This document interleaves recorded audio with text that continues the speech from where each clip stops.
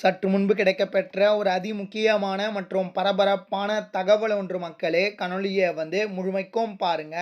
சசிகலாவிற்கு தேடி வந்த அதிர்ஷ்டம்.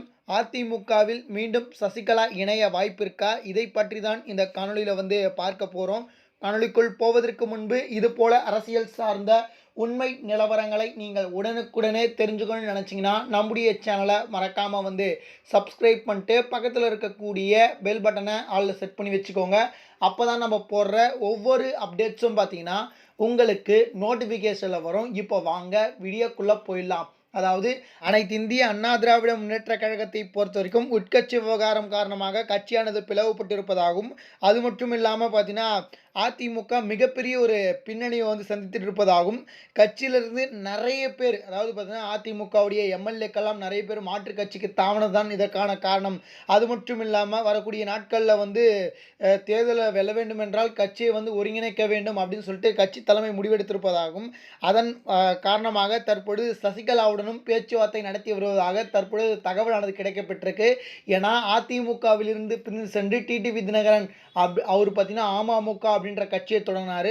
அதுக்கப்புறம் ஓபிஎஸ் இபிஎஸ் இடையிலான பிரச்சனையின் காரணமாக ஓபிஎஸ் கட்சியிலிருந்து நீக்கப்பட்டார். ஓபிஎஸ் மட்டும் இல்லாமல் வைத்தியலிங்கம், ஜெசி பிரபாகரன், பெங்களூரு புகழேந்தி போன்ற நிறைய விதமான அமைச்சர்கள் நீக்கப்பட்டிருந்தார்கள். அதுக்கு பிறகு செங்கோட்டையன் அவர்களும் பார்த்தீங்கன்னா கட்சியிலிருந்து நீக்கப்பட்டார். இப்போ செங்கோட்டையன் அவர்கள் தாவேக்காவுடைய அமைச்சரவையில் அமைச்சராக பார்த்தீங்கன்னா இருந்துட்டு வராரு.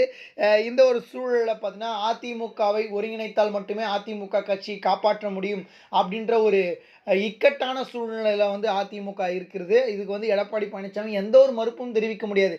ஏன்னா கட்சி அவ்வளோ பின்னணி சந்தித்து வருது. அதனால் பார்த்தீங்கன்னா சசிகலாவுடனும் பேச்சுவார்த்தை நடத்தி சசிகலா அவர்களை கட்சியில் அழைப்பதற்கான நிறைய விதமான பேச்சுவார்த்தை போயிட்டுருப்பதாக தற்பொழுது தகவலானது கிடைக்கப்பட்டிருக்கு. இதை பற்றி மக்கள் உங்களுடைய கருத்துக்கள் என்ன? ஏன்னா ஏற்கனவே அதிமுக 2016 நடந்த ஒரு தேர்தலில் கூட பார்த்தீங்கன்னா இப்போ 2026 வரை ஸ்டில் நோ சட்டமன்ற தேர்தலில் கூட பார்த்தீங்கன்னா வெற்றி பெறலை. இதுக்கெல்லாம் மிகப்பெரிய பின்னணிவு கட்சி தலைமை, கட்சியில் நடக்கக்கூடிய உட்கட்சி விவகாரம் தான் அப்படின்னு சொல்லிட்டு சர்வே சொல்லுது. அதனால் பார்த்தீங்கன்னா கட்சியை ஒருங்கிணைத்தால் மட்டுமே இடைத்தேர்தலையாவது ஒரு சில தொகுதிகளை கைப்பற்றலாம் அப்படின்ற மாதிரி எண்ணத்தில் இருக்கிறாங்க. பொறுத்திருந்து பார்ப்போம் என்ன நடக்குது அப்படின்னு சொல்லிட்டு.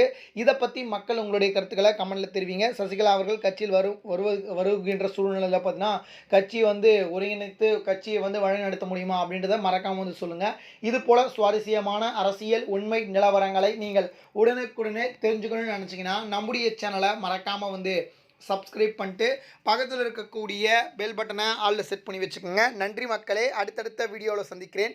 நன்றி, வணக்கம்.